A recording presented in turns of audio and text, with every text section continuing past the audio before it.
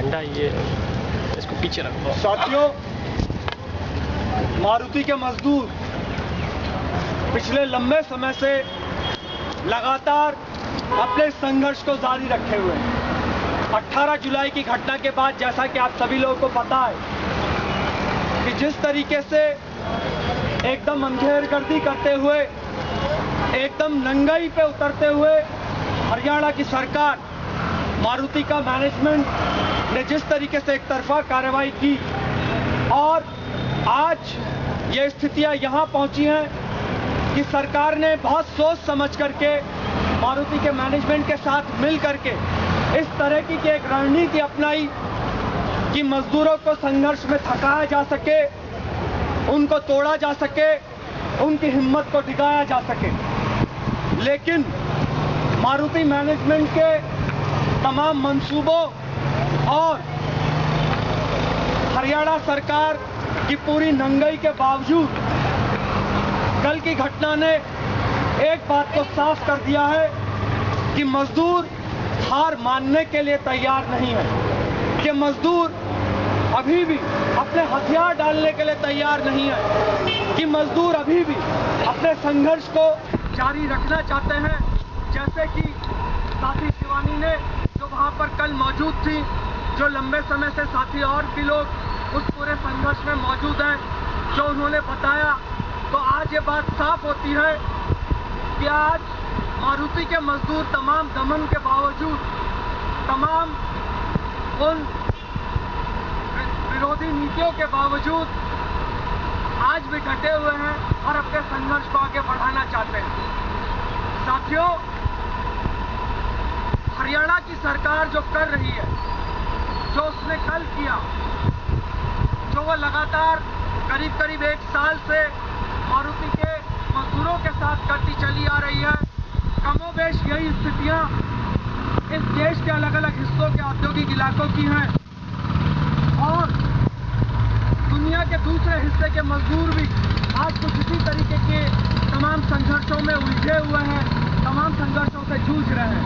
एक बहुत दिलचस्प तथ्य जो अभी जानकारी में आया कि अमेरिका ने इराक पर लोकतंत्र के नाम पर, जनतंत्र के नाम पर जो एक बर्बर युद्ध थोपा, वहां के पूरे तेल उद्योग पर अपना कब्जा जमाने के लिए उस अमेरिका ने भी, जो जनतंत्र का, अपने आप को डेमोक्रेसी का इस पूरी दुनिया में सबसे बड़ा नंबरदार घोषित करता है, उस अमेरिका ने भी सद्दाम हुसैन के शासनकाल के उन कानूनों को जो तेल कारखानों के और तेल उद्योग के मजदूरों को यूनियनाइज होने से, संघबद्ध होने से रोकती है, उन कानूनों को उस अमेरिका ने भी वहां पर एकदम बरकरार रखा है। और आज भी इराक के तेल उद्योग के मजदूरों को अपनी यूनियन बनाने का अधिकार नहीं है। तो पूरी दुनिया के पैमाने पर और आज हमारे देश में भी हर जगह ये चीजें हो रही हैं। तमाम औद्योगिक इलाकों में मजदूर जो यूनियनें पुरानी बनी हैं, उनमें से बहुतेरी यूनियनों के हाल न मजदूरों से छिपे हैं, न सामाजिक कार्यकर्ताओं से, न बिगुल के कार्यकर्ताओं से। हम लोग उनकी सच्चाइयों को अच्छी तरीके से जान रहे हैं। आज मजदूरों के बीच में यह बात धीमे धीमे ही सही, लेकिन उभर करके आ रही है कि संघर्ष के नए रास्ते क्या हों, कि किस तरीके से एक बार फिर से संघबद्ध हुआ जाए और इस बर्बर दमन और उत्पीड़न के खिलाफ और इस पूरी पूंजीवादी सत्ता के खिलाफ भी। क्योंकि अंततः एक बात तो बिल्कुल साफ है कि कुछ भी हो, जनतंत्र केवल और केवल नाम भर का है, और अगर वो सचमुच में कहीं है तो केवल और केवल इस देश के धनिकों के लिए है, इस देश के उद्योगपतियों के लिए है, इस देश के पूंजीपतियों के लिए है। और पूंजी का राज ही असल में जनतंत्र है, और जो कुछ भी पूंजी के बर्बर दमन के खिलाफ कहीं जाता है तो वो असल में पूंजीवादी जनतंत्र के खिलाफ जाता है, या कह सकते हैं कि पूंजीवाद की तानाशाही के खिलाफ जाता है। और इस तरीके से मजदूरों के हर संघर्ष आज पूंजीवाद की इस तानाशाही के खिलाफ, जो कि अपनी स्वाभाविक गति से खड़े हैं, इसलिए मजदूरों को हमेशा जनतंत्र विरोधी कहा जाता है, उनको अराजक कहा जाता है, उनको गुंडा बदमाश कहा जाता है और उन पर तरह तरीके के लेबल चस्पा किए जाते हैं। उनको तरह से उनका सामाजिक तौर पर उनको बदनाम करने के लिए मुहिमें छेड़ी जाती हैं। और इसमें कोई ताज्जुब की बात नहीं कि पूरा का पूरा एक प्रचार तंत्र आज सरकार के पक्ष में खड़ा होकर के सरकार और पूंजीपतियों के इस पूरे कुकर्मों में उनके साथ बहुत अच्छे तरीके से एक भूमिका निभा रहा है। इसलिए मारुति मजदूरों का जो ये संघर्ष है, जाहिरा तौर पे हम लोग उनके संघर्ष के साथ खड़े हैं। दमन और उत्पीड़न की इस घड़ी में हम लोग जो कुछ भी बन पड़ता है हम लोग उसके लिए करेंगे, लेकिन साथ ही साथ इसमें जो भी कमियां कमजोरियां हम सब लोग जानते हैं जो आंदोलन के दौरान रही हैं, ये उन साथियों से भी बात होती रही है जो कि मारुति के संघर्ष में वे मजदूर साथी निरंतर लंबे समय से शामिल रहे हैं। और ज़्यादा बेहतर होता अगर मारुति के उन साथियों ने इस पूरे संघर्ष को हरियाणा के बजाय यहाँ दिल्ली में केंद्रित किया होता, लेकिन अभी भी कोई देर नहीं हुई है।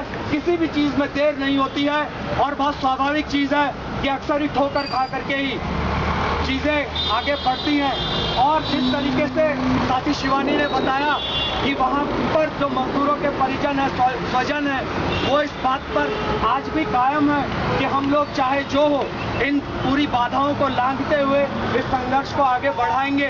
तो हम लोग को पूरी उम्मीद है कि आगे ये लड़ाई और जुझारू तरीके से और शानदार तरीके से आगे बढ़ेगी और हरियाणा के आम मेहनतकश लोग, क्योंकि हरियाणा में केवल खाते पीते अघाए हुए मुटियाए हुए एक वर्ग के एक बहुत छोटे से तबके के लोग नहीं रहते हैं। ये एक अलग बात है कि आज उनकी बातें ज़्यादा सुनी जाती हैं और उनकी बातें समाज में ज़्यादा उभर करके आती हैं, ये एक बिल्कुल अलग चीज़ है। लेकिन हरियाणा के गरीब और हरियाणा के जो मजदूर हैं, निश्चय ही वे इस बर्बरता के खिलाफ कहीं ना कहीं पर उनके दिलों में आक्रोश है और ये आक्रोश को वे लोग एक सकारात्मक तौर पे आगे कैसे बढ़ा सकते हैं, इसके लिए निरंतर उनको सलाह और सुझाव देने का काम बिल्कुल जैसे पहले करता रहा है। इस संघर्ष को आगे कैसे बढ़ाया जाए, इसको लेकर के हम लोग निरंतर उनके बीच में जाते रहेंगे और इस संघर्ष में लगातार पहले भी उनके साथ खड़े थे और आज इस मुश्किल घड़ी में भी उन लोगों के साथ खड़े। मारुति के साथियों का संघर्ष जिंदाबाद जिंदाबाद जिंदाबाद। मारुति के साथियों का संघर्ष जिंदाबाद जिंदाबाद जिंदाबाद। मारुति के साथियों तुम संघर्ष करो, हम तुम्हारे साथ हैं। मारुति के साथियों तुम संघर्ष करो, हम तुम्हारे साथ हैं। अंधकार का युग बीतेगा, जो लड़ेगा वो जीतेगा। अंधकार का युग बीतेगा, जो लड़ेगा वो जीतेगा। लड़ेंगे लड़ेंगे जीतेंगे जीतेंगे। लड़ेंगे लड़ेंगे जीतेंगे जीतेंगे। लड़ेंगे लड़ेंगे जीतेंगे जीतेंगे। अब मैं साथी शिवानी को आमंत्रित करूंगा, वो यहाँ मंच पर।